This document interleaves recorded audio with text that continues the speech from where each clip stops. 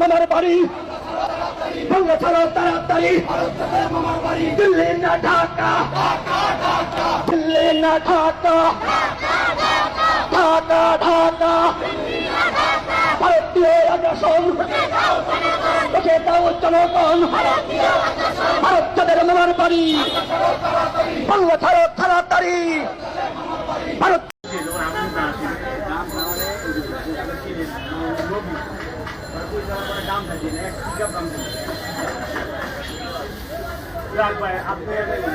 শোনেন, ভারতীয় পণ্য বেচবেন না, ঠিক আছে?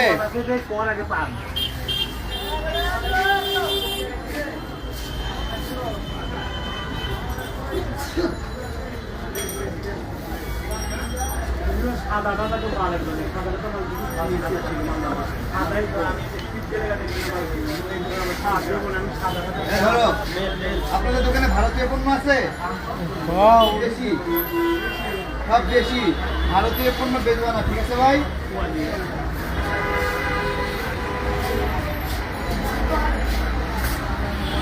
আপনার দোকানে ভারতীয় পণ্য আছে? না, ভারতীয় পণ্য কি করতে হবে বলেন তো? বর্জন, ঠিক আছে? মনে থাকবে? হ্যাঁ, ভালো আছি। ভারতীয় পণ্য বয়কট, ওকে? এই এই আপনাদের দোকানে ভারতীয় পণ্য আছে? ইন্ডিয়ান মাল আছে? না না না, ভারতীয় পণ্য আমরা রাখি না। ভারতীয় পণ্য কি করতে হবে? বয়কট করতে হবে। বর্জন, বর্জন। ভারতীয় পণ্য বর্জন। দেশি পণ্য কিনবেন, দেশি পণ্য কিনবেন, দেশকে সমৃদ্ধ করবেন, ঠিক আছে? এইসব ভিডিও সোশ্যাল মিডিয়াতে ভাইরাল হয়েছে। ভারত বিরোধী স্লোগান বা আরো সব নানান সব কথা। দর্শক, আপনারা হয়তো এর আগে দেখেওছেন। আমি তো প্রথমে যে স্লোগানটা আপনারা শুনলেন সেটা নিয়ে তো একটা ভিডিও করেইছিলাম কিছুদিন আগে।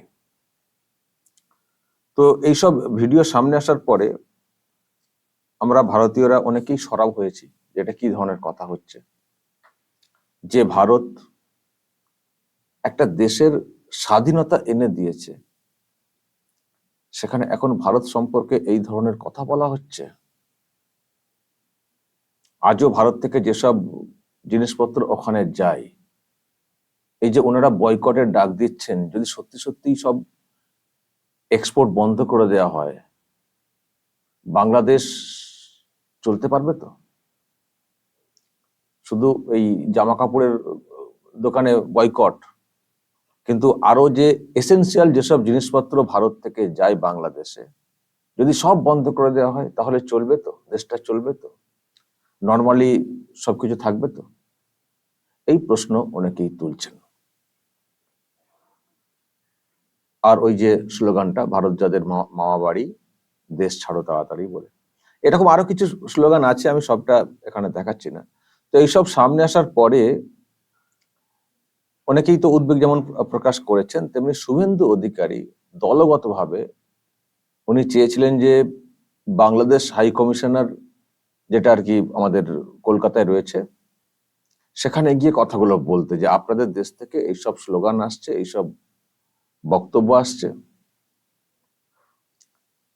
তাছাড়া আরো কিছু কথা, এই যে ওদেশ থেকে এদেশে রোহিঙ্গা এন্ট্রি করে নিচ্ছে ইত্যাদি আর কি। মানে আমাদের দেশের যে সমস্যা সংকট এবং দেশ সম্পর্কে যে ভুল বার্তা বা দেশ বিরোধী যেসব কথা স্লোগান, সেগুলো যাতে বন্ধ করা যায়, সেই জন্য বাংলাদেশের হাই কমিশনার, এই হাই কমিশনের মাধ্যমে বাংলাদেশ সরকারের দৃষ্টি আকর্ষণ করা, সেই জন্য শুভেন্দু অধিকারী আজকে 20 জন এমএলএ কে নিয়ে যাচ্ছিলেন। তো দেখুন, ইস্যু হচ্ছে বাংলাদেশ।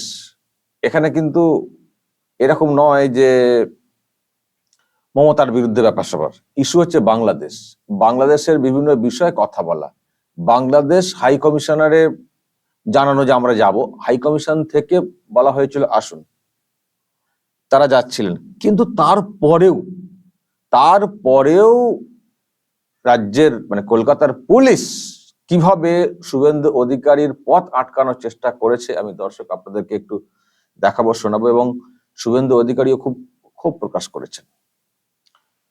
পুলিশ কমিশনার বিনীত গোয়েলকে এক হাতে নিয়েছেন, বলেছেন যে এর আগে তো ওই রাজভবনের কেসটাতে তখন তো সবক দিয়েছি।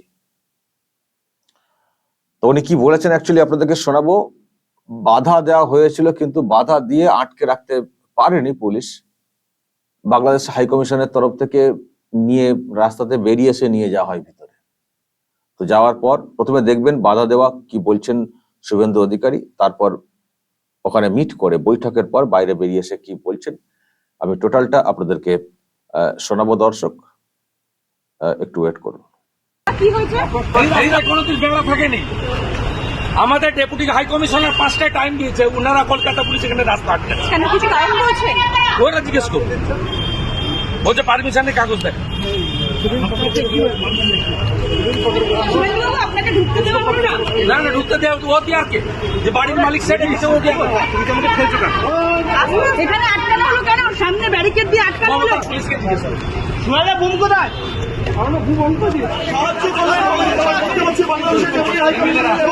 শুভেন্দু অধিকারী নিজে এই মুহূর্তে সেই ছবি সরাসরি হুমকির পরিস্থিতি, রীতিমতো হুমকির পরিস্থিতি দেখা গিয়েছে। পুলিশের সঙ্গে রীতিমতো বচসা, পুলিশের তরফে বাধা দেওয়া হয়েছে, সামগ্রিকভাবে ব্যারিকেড করে দেওয়া হয়েছে। এই মুহূর্তে বাংলাদেশ ডেপুটি হাই কমিশনের সামনে বিরোধী দলনেতা এবং বাংলাদেশের ডেপুটি হাই কমিশনার তিনি এসে এই মুহূর্তে শুভেন্দু অধিকারীকে নিয়ে যাচ্ছেন ভেতরে। সেই ছবি আমার এই অফিসারের ভিডিওটা লাগবে, ওই যে হ্যাঁ ওই অফিসার শুধু আমাকে দেবে। শুভেন্দুবাবুকে মারতে আসছিল, শুভেন্দুবাবুকে মারতে আসছিল যে অফিসার, শুভেন্দুবাবুকে আমার তোলা গালাগাল দিয়েছে সেই অফিসার।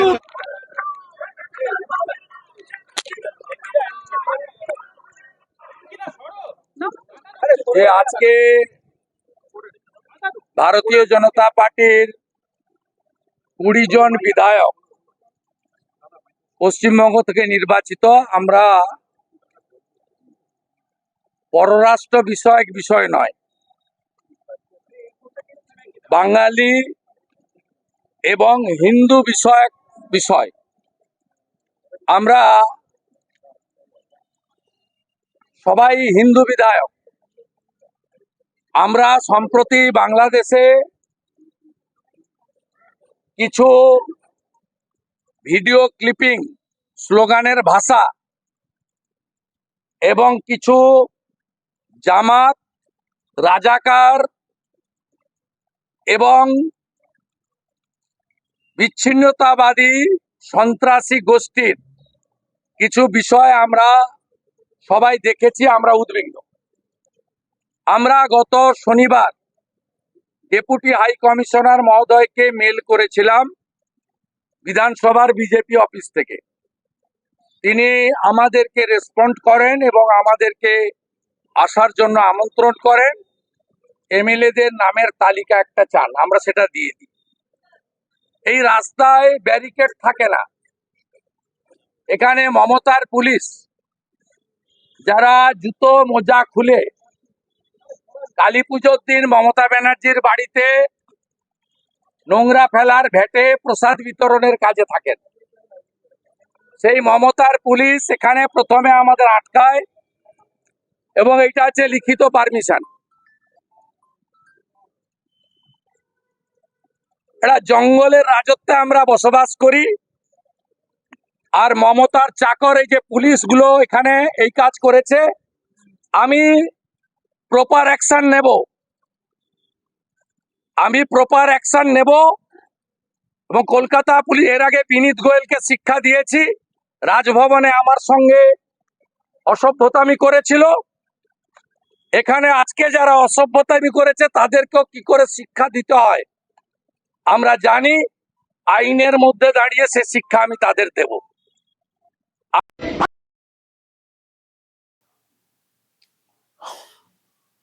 রাজভবনে যেতে দেবো না, জেলার কোনো অংশে গেলে যেতে দেবো না, deputy high commissioner office, deputy high commissioner আসতে বলেছেন বাংলাদেশের, সেখানে যাবেন সেটাকেও বাধা দেওয়া হচ্ছে। মানে সব জায়গাতেই শুধু শুভেন্দুকে আটকাও, শুভেন্দুকে আটকাও।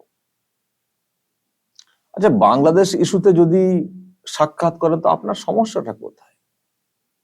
কিছু স্পেসিফিক বিষয়ে উনি মানে ডেপুটি হাই কমিশনের মাধ্যমে হাসিনা সরকারের দৃষ্টি আকর্ষণ করতে চেয়েছেন, তো সমস্যা কোথায়? এখানে তো আপনি কেন বাধা দিতে যাবেন? আপনি যেটা করেছিলেন, বলেছিলেন যে যা হচ্ছে বাংলাদেশে, ওখান থেকে কেউ আসতে চাইলে দরজা খুলে দেবো, দিয়ে থাকার ব্যবস্থা করে দেবো। কিন্তু ওখানে যে ধরনের স্লোগান উঠছে, ভারত বিরোধী কথা চলছে, সেই সব বিষয়ে আপনার মুখে কোনো কথা ছিল না।